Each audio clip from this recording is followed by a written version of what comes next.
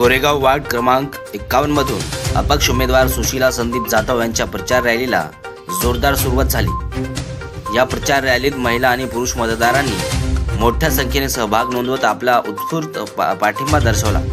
संपूर्ण परिसरात उत्साहाचं वातावरण पाहायला मिळालं। ढोल ताशांच्या गजर घोषणा आणि नागरिकांचा उत्स्फूर्त प्रतिसाद यामुळे प्रचार रॅली लक्षवेधी ठरली। या प्रचार रॅली दरम्यान एक अतिशय अनोखी आणि महत्त्वाची घटना घडली। पहिल्यांदाच असं पाहायला मिळालं की एका मतदाराने उमेदवार सुशीला संदीप जाधव यांना आशीर्वाद म्हणून स्वतःहून पैसे दिले। हा क्षण पाहून उपस्थित नागरिकांमध्ये चर्चेला उधाण आलं। मतदारांनी व्यक्त केलेला हा विश्वास आणि प्रेम म्हणजेच सुशीला संदीप जाधव यांच्या कामाची पावती असल्याचं बोललं जात आहे। स्थानिक विकास, महिलांचे प्रश्न आणि सर्वसामान्य नागरिकांच्या समस्या सोडवण्यासाठी आपण कटिबद्ध असल्याचं त्यांनी यावेळी सांगितलं। वार्ड 51 मधील ही प्रचार रॅली आणि मतदारांचा अनोखा प्रतिसाद आता स्थानिक राजकारणात चर्चेचा विषय ठरत आहे। हर पल की खबर मुंबई न्यूज पर। आपण आज गोरेगाव पूर्व येथे आहे, कोयना वसाहत आणि अपक्ष उमेदवार जे सुशीला संदीप जाधव त्यांची आज पहिली जी आहे ते प्रचार फेरी निघालेली आहे। आपण त्यांच्याशी बोलूया, कसं त्यांना रिस्पॉन्स भेटला। मॅम, स्वागत आहे आपलं। काय म्हणाल, आज आपली पहिली प्रचार फेरी आहे। आजपासून आमची प्रचार हे चालू झालेली आहे आणि आपल्याला जनता जेवढे आपल्याला सपोर्ट करणार, वर्षापासून इथे एकच नेता होऊन गेलेला आहे।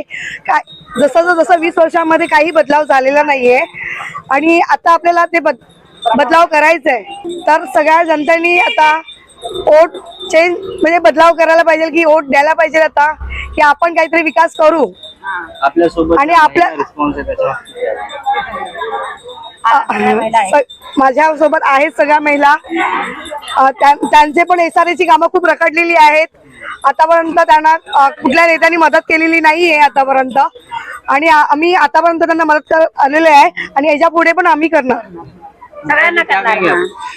ये कोयना वसाहत में शौचालय की इतनी समस्या थी, उसका संदीप जाधव ने पाठ पुरावा करके सुशीला जाधव आज प्रचार के लिए निकले। राधे राधे फाउंडेशन से हम लोग ने शौचालय का यहाँ अच्छा, पहले 12 शौचालय का था कुंडी, अभी 16 का किए है और आगे जाके और भी डबल माला बनाने का हम लोग शौचालय का कर रहे हैं। हम लोग के 100 खर्चे से हम लोग ने काम किया है। जब भी हम लोग को फंडिंग मिलेगी तो और अच्छा काम करेंगे। पराग जी क्या कहेंगे आप इसमें? आज मुझे ऐसा लगता है कि सुशीला संदीप जाधव जो निर्दलीय उम्मीदवार है और मुझे ऐसा लगता है ये लोगों ने चुना है उनको कि आप खड़े रहिए, क्योंकि 25 साल से एक ही घर में कभी बीवी है, कभी माँ है, कभी बेटा है। यही सत्ता में कहीं ना कहीं पे ये सारी चीजें घूम रही थी और आज निर्दलीय उम्मीदवार सुशीला संदीप जाधव के माध्यम से एक सक्षम पर्याय प्रभाग क्रमांक 51 में खड़ा है। इस कोयना वसाहत में गए कितने सालों से शौचालय की समस्या है, पानी की समस्या है, पानी का प्रेशर नहीं आ रहा है। ये सारे समस्याएं होने के बावजूद 25 साल यहाँ से लोग एक, हम देखते हैं बाला साहब को देख के इन्होंने आज तक चुनाव दिया, वहां पे चुनाव चिन्ह देख के यहाँ पे मतदान हुआ। पर आज हमारा कहना है कि जब जब ये अधर्म बढ़ता है तब तक श्री कृष्ण जन्म लेते हैं और वो बांसुरी लेके आते हैं। तो यही बांसुरी लेके हमारे सुशीला संदीप जाधव मैडम आए हैं और मुझे लगता है कि आने वाले चुनाव में ये जनता की चुनी हुई नेता है, इनको किसी ने चुना नहीं है। राधे राधे फाउंडेशन से बहुत सारा काम ये कोयना वसाहत में किया है। मतलब ये शौचालय का, जैसे उन्होंने बोला कि शौचालय की समस्या थी, 12 शौचालय का यहाँ पे था, आज 16 शौचालय बनवा के खुद दे रहे हैं संदीप जाधव जी। उनके माध्यम से बहुत सारा काम हुआ है।